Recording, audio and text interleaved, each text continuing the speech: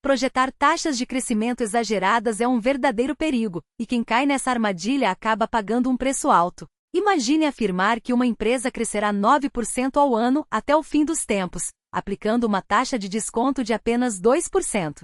Os números logo se tornam absurdos, e a realidade não perdoa quem insiste nesse delírio.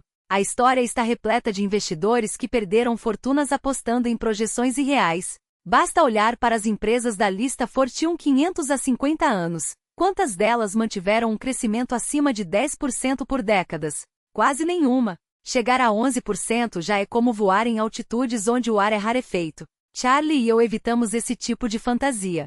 Podemos perder alguma oportunidade aqui ou ali, mas nunca vimos ninguém lucrar consistentemente com essas previsões mirabolantes. O que acontece é que as pessoas se iludem com fórmulas que geram resultados infinitos, até perceberem que a matemática não combina com a realidade. A solução? Assumir que o crescimento desacelera e em algum momento estabiliza. Do contrário, os cálculos simplesmente não fecham. Há um artigo antigo, escrito por um tal de Duran, chamado Os Perigos de Pittsburgh, que aborda exatamente esse tema. Deve ter uns 30 anos, mas ainda vale a pena procurar. Se quiser, podemos tentar localizar uma cópia nos arquivos do escritório. Basta pesquisar o nome do autor e o título no Google, embora artigos mais antigos nem sempre estejam disponíveis.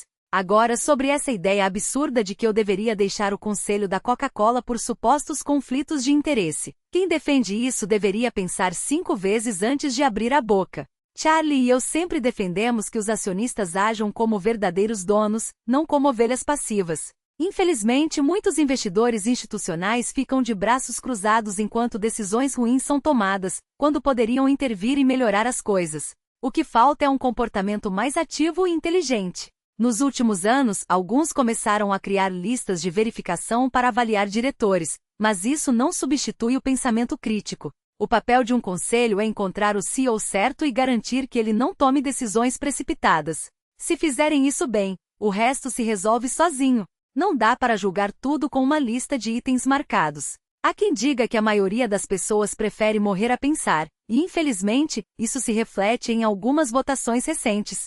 É ridículo sugerir que, por receber alguns milhares de dólares em treinamentos de segurança aérea ou algo do tipo, eu colocaria em risco os 10 bilhões de dólares que a Berkshire tem em ações da Coca-Cola. A lógica simplesmente não fecha. E usar a Coca-Cola como exemplo é ainda mais sem sentido. Os diretores da empresa recebem cerca de 100 mil dólares por ano.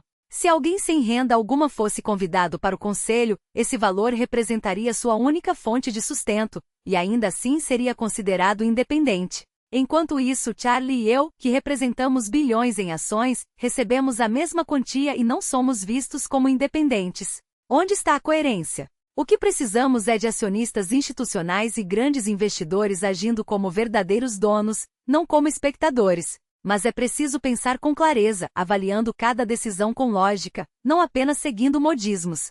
Charlie tem uma opinião clara sobre isso. As empresas americanas precisam de reformas, mas sugestões malucas só atrapalham. É como usar uma máquina de colher maçãs que também pega pedras, você acaba destruindo o que deveria proteger. Ativismo sem sentido não leva a lugar nenhum.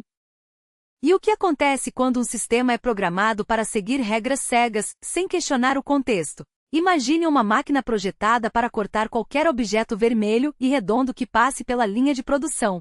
Ela cumpre sua função com precisão, fatia maçãs, descarta o que não serve, e tudo parece perfeito, até que um balão vermelho aparece. O resultado? Um desastre. A máquina fez exatamente o que foi programada para fazer, mas falhou no único propósito que realmente importava: proteger o valor do que estava sendo processado. É assim que muitos investidores institucionais operam hoje. Seguem protocolos, checklists e métricas pré-definidas, como se bastasse apertar botões para garantir resultados. Mas o mercado não é uma linha de montagem. Ele exige discernimento, não automação. E o pior? Quando o inesperado acontece a um balão vermelho, uma bolha, uma crise, o sistema entra em colapso, porque ninguém parou para perguntar: isso realmente faz sentido para os acionistas? A evolução deveria ter nos ensinado uma lição simples: quem não aprende com os erros está condenado a repeti-los. E no entanto vemos fundos e gestores repetindo os mesmos equívocos, como se a próxima bolha fosse diferente da anterior.